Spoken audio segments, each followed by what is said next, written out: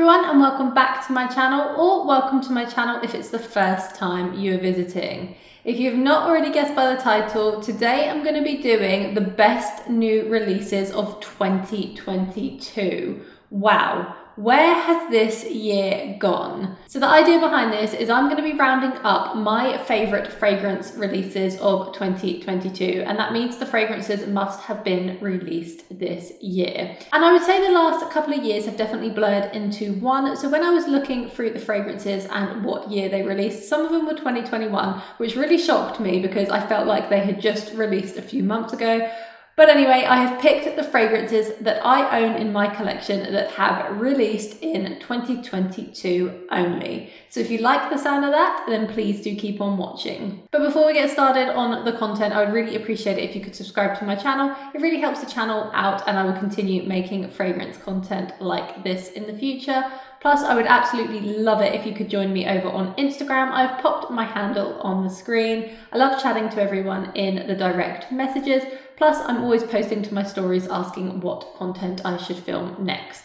So without further ado, let's get started on my favorite fragrance releases of 2022. So the first fragrance, which was an absolute love that released this year, was the new YSL LIBRE, and it is LIBRE Le Parfum. And I absolutely adore this flanker from the lineup. It's actually my personal favorite. I've mentioned it in so many videos by now. So if you want to see a more thorough review, then please do go back and watch some of my other videos. But the reason why I love this one so much is I feel like it is completely timeless. It's appropriate for all types of occasions, and it is just very, very likable. The addition of the honey, saffron, and ginger note makes this just such an incredible composition.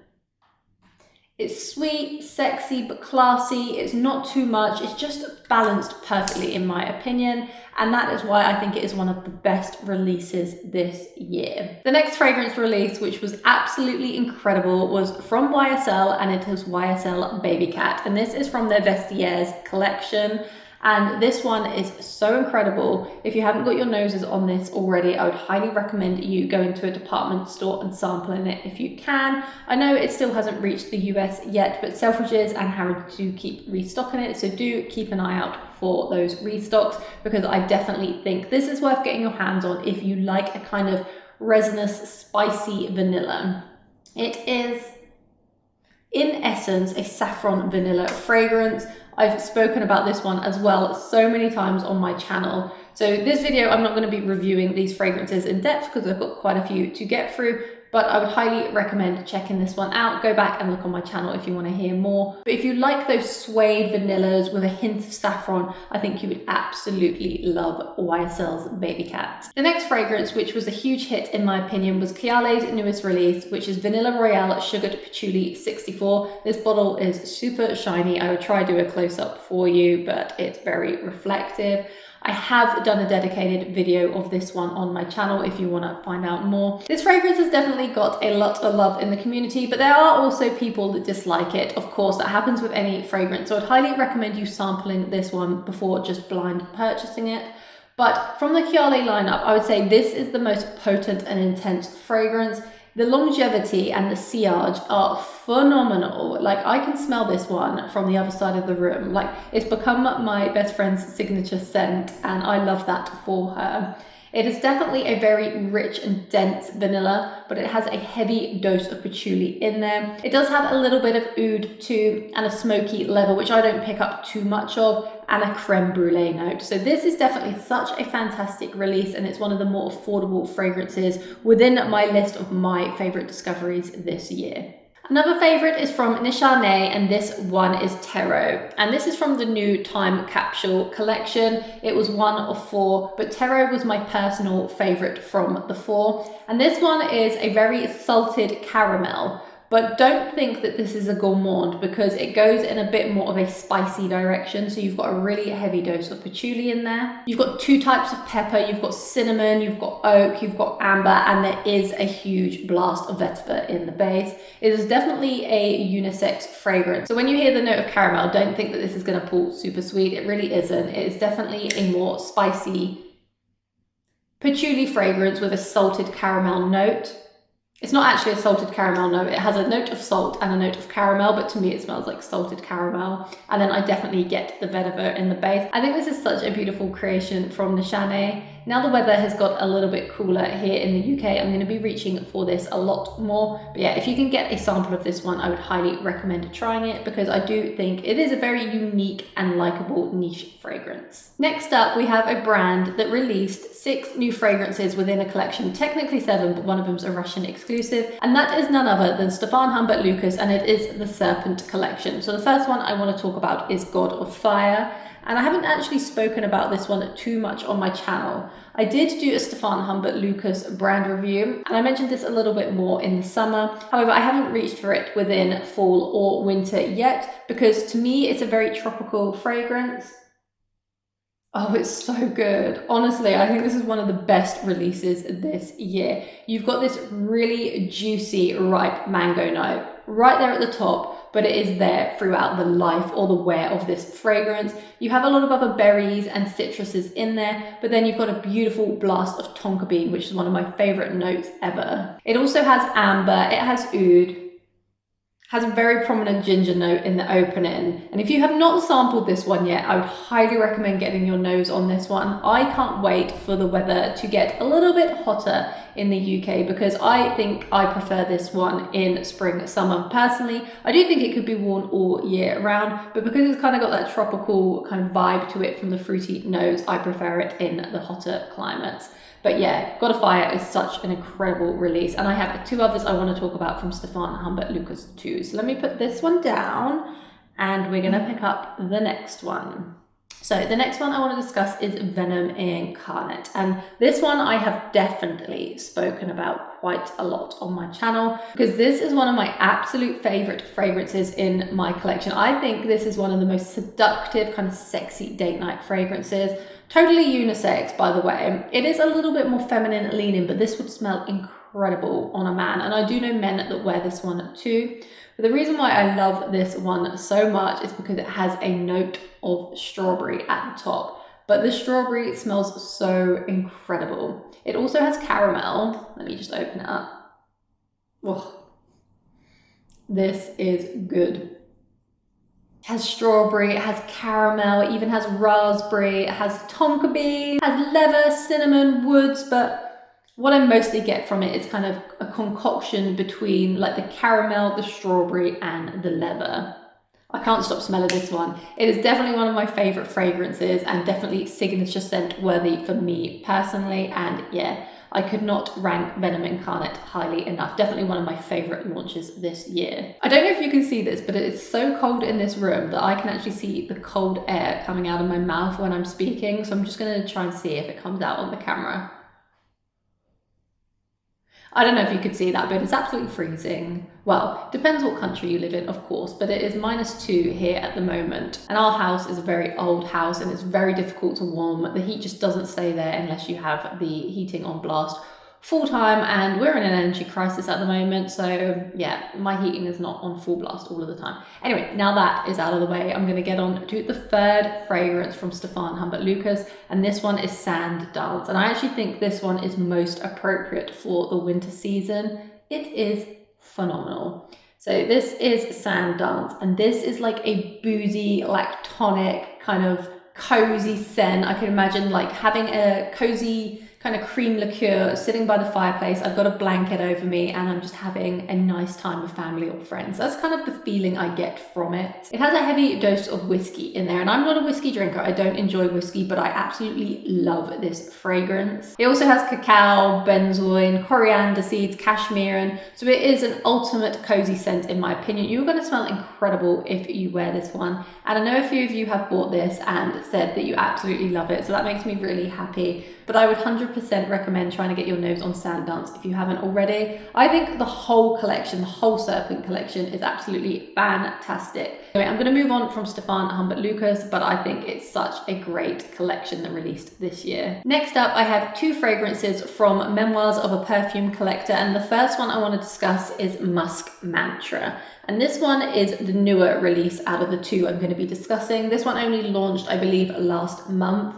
and I am absolutely loving this one already. I haven't had a big opportunity to play with it yet, but I definitely wanted to mention it because I think it is beautiful. It is so sophisticated, very chic, and kind of like an understated fragrance. It reminds me of a kind of like Your Skin, but better. But it's not a clean fragrance as such. It's just a very comforting and cozy fragrance. So this one is inspired by Tokyo, and it has notes of orris, which is very earthy and slightly creamy, which you completely get from this. And then it has a synthetic deer musk note, and that gives it a really nice kind of cozy feeling to me. Like, I love musky scents. And it actually really smells like a tatami room, which you will get over in Japan. I'm actually flying to Japan next weekend and I will be taking this one with me. It also has some florals in there too. I have done a review of this one on my channel if you want a bit more of an in-depth review. But yeah, this is a bit of a standout within their lineup just because it's so different. I haven't smelled anything like this on the market personally, and I just love that earthy kind of creamy vibe that it has to it. So yeah, Musk Mantra is a fantastic release this year, followed by the second one I've got here, which released earlier in the year. And this one is inspired by Côte d'Azur, and it's called Meet Me Where the Sky Touches the Sea. And this one to me is a very kind of salty marine style scent. You do have nuances of like a woody vibe in there too, so it's not a straight up kind of marine scent. Now, I am not a huge kind of fresh marine scent kind of girl, but this one absolutely took my breath away. It is done so beautifully. It is very, very salty. Like, I can imagine being like on a boat on a lake, and there is a beautiful dense forest around that lake, and it's slightly cooler weather. I think some people would maybe say summertime, but I would say cooler weather. For some reason, it's just the vibe it gives me. And yeah, you're getting that greenness from the forest, you're getting the woods, you're getting the salty sea. Oh, it's just absolutely incredible. And if you like that type of scent, then I would highly recommend you checking out this one because, again, such a fantastic creation. And I have to say, the quality for the price point is absolutely phenomenal. They do discovery sets, so I highly recommend you getting the discovery set. They've got so many different types of fragrances, which are all inspired by different locations around the world. So yeah, Memoirs of a Perfume Collector have had some fantastic releases this year, but these are just the two I own, and these are the two I wanted to talk about in this video. The next fragrance I want to discuss is by Memo Paris, and this one is called Madurai. And this one, again, I have a dedicated video of on my channel. It released this year, and this is so delicious. Well, it's delicious, but also kind of goes in a different direction. Now, this fragrance on paper, I thought I probably wouldn't enjoy because it has a note of tuberose and then lots of jasmine. But this fragrance is so incredible. It has a really juicy peach note in there. Oh, it's so good. It has some other florals in there too, like marigold. But what makes this super unique is that note of turmeric. And I definitely pick that up when worn on the skin. I more get it at the 2-hour mark when it starts to dry down. This is sweet, but then because of the turmeric, it goes in a little bit of a different direction and it is not sickly in any way. It also has clary sage, which is so unique within this composition and takes it in a completely different direction, which balances out those sweeter notes like the peach, and the tuberose is quite sweet in here too. And then it kind of dries down into a woody kind of sandalwood base with a little bit of suede, I believe too. But yeah, Madurai is such a beautiful release from Memo Paris. Top quality fragrance, and I would highly recommend checking this one out too. Next up, we have another strawberry dominant fragrance, and this time it's by Miller Harris, and this one is Myrica Muse. And this one released, I think, halfway through the year, and as soon as I saw those notes, I knew I had to try it because I love a note of strawberry, but I find it has to be done in a certain way so it doesn't smell juvenile. It has a note of bayberry and also pink pepper, which makes this a very classy wear. But then it has the boozy note, which is what sets this apart from the rest of the Miller Harris range, in my opinion. So it has a hefty note of rum, and you just get this very nice kind of boozy cocktail vibe from this. And I was saying in another video, I've never really had a fruity rum cocktail, I don't think, but you could almost liken this to a champagne-y vibe. It has this fizzy quality to it, which is really beautiful. It has a little bit of rose, but it's not super detectable. But to me, it just reminds me of a fruity cocktail, but not super sweet and synthetic. But it is more of a dense, dark cocktail and not juvenile in any way. I just think this is really beautiful. and it actually matches my outfit today, so maybe this will be my scent of the day. I try not to wear a scent of the day when I'm doing my videos. I sometimes do, I sometimes don't. It depends on what time of the day, but I like to be able to smell the perfumes when I'm talking about them, and if I'm wearing one, sometimes I can't really smell it from the bottle as well. But anyway, I digress. Myrica Muse is a beautiful release this year. Next up, we have a masterpiece fragrance, in my opinion, from Bob, and this one's called Agneta. And I think the bottle is so chic on this one. I love the marble cap. I keep seeing the cold air coming out of my mouth and it's really distracting me. And this one, again, is a really boozy fragrance, very appropriate for the fall and the winter, and just such a beautiful release from Bob. I would highly recommend checking this out, especially if you are a woman, because I would say this is more kind of typically masculine leaning, and it probably appears masculine leaning, but on a woman, let me tell you, this is a very sexy fragrance. It has cardamom, coffee, incense, it has oud, but don't let that put you off, because like I said, the dry down is absolutely phenomenal. Can't get the lid off. You've got a little bit of amber, a little bit of sandalwood, but you really get that coffee and cardamom. And you get kind of like a spicy, like black pepper, nutmeggy. Oh, it is perfect for this time of the year. I just think this is a super cozy fragrance, almost similar to Sand Dance in a way, where I could imagine like I was sitting in a pub or sitting by a fireplace. I was really cozy. I was having like a boozy drink and I was under a blanket. Yeah, Agneta is special. Definitely masterpiece in my opinion. The composition is phenomenal. So yeah, Agneta by Bob had to make one of my favorite discoveries list this year. The next fragrance is by Marc-Antoine Barrios, and this is Encelade. And again, I would give this a masterpiece title. It was actually in my 6 masterpiece fragrances video, and for good reason, because this one is truly phenomenal. So what it mostly is like a rhubarb and vetiver fragrance, but it does have a hefty note of tonka bean in there. Again, I think this is marketed more towards men, and it smells incredible on men, but women could wear this too. However, you have to really enjoy a vetiver note because it is very vetiver heavy.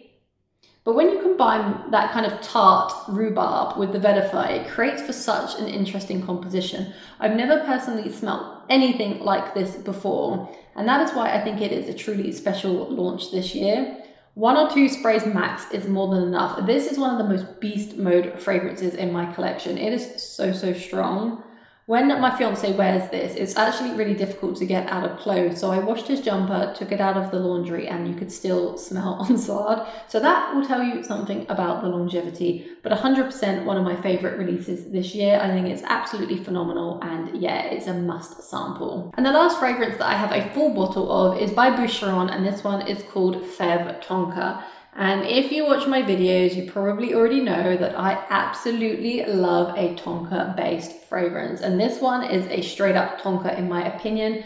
Very classy, very chic, and it smells super elegant when wearing. Now, as the name suggests, it is a Tonka dominant fragrance, but you do have kind of like an almondy vibe in there too. However, this doesn't quite go Play-Doh-y like some other Tonka bean fragrances. You have a little bit of violet in here too, and a little bit of rose. But what makes this really delicious is the dry down, because you have vanilla and sandalwood. But I would say this is quite a dominant Tonka bean fragrance. So you have to really enjoy a note of Tonka bean to enjoy this one. So if you like something like BDK's Velvet Tonka, you will probably like this one. However, I would say this one's a little bit more refined, a little bit less almondy, and a little bit less Play-Doh-y, if that makes any sense at all. But if you've never checked out any of the Boucheron fragrances, they are really good quality, and I think the bottles are incredible actually. It's super heavy. So yeah, this is a great release for this year. So there have of course been tons of other fragrance launches this year, and I have sampled quite a few of them, such as Prada Paradox, the new Dior J'adore Le Ou, I think it's called. There was the new Burberry Hair Elixir. There's so many other niche and designer launches too. 2 honorable mentions are from the new Guerlain Les Arts collection, which is Cherry Oud and Oud Nude. I did enjoy both of those fragrances. I must say I personally preferred Oud Nude over Cherry Oud. They were both beautiful, but Oud Nude I found a lot more wearable. I actually wore Oud Nude the other night. We were going for our wedding tasting, which was for like our food for the day. But anyway, I have a little sample of Oud Nude and it is incredible. I think it's super beautiful. Cherry Oud's nice, but I'm not a massive fan of cherry, but I do think it's a beautiful release. The Penhaligon's Petra fragrance as well, very licoricey, very toffee. That was a nice release too. I could probably talk about a lot of other fragrances. Actually, the Amouage Royal Tobacco, absolutely phenomenal. That's a masterpiece fragrance for sure. However, I don't own a bottle because it's expensive and I knew I wouldn't wear that type of fragrance. So yeah, there's loads of other releases that have launched this year. I just wanted to talk about ones that I personally own a full bottle of. But what I want to know is what have been your favorite fragrance releases this year? I probably missed so many, so please do let me know in the comments what fragrances you have really enjoyed this year that have been released specifically within 2022. But I hope you enjoyed this video. It was really interesting for me to actually look at my collection and think actually what released this year. And I think there's been so many fragrance releases personally. So yeah, please do let me know your favorites. Thank you so much for watching today. It's been a pleasure as always. I hope to see you all in a video to come. Thank you so much for joining. Goodbye.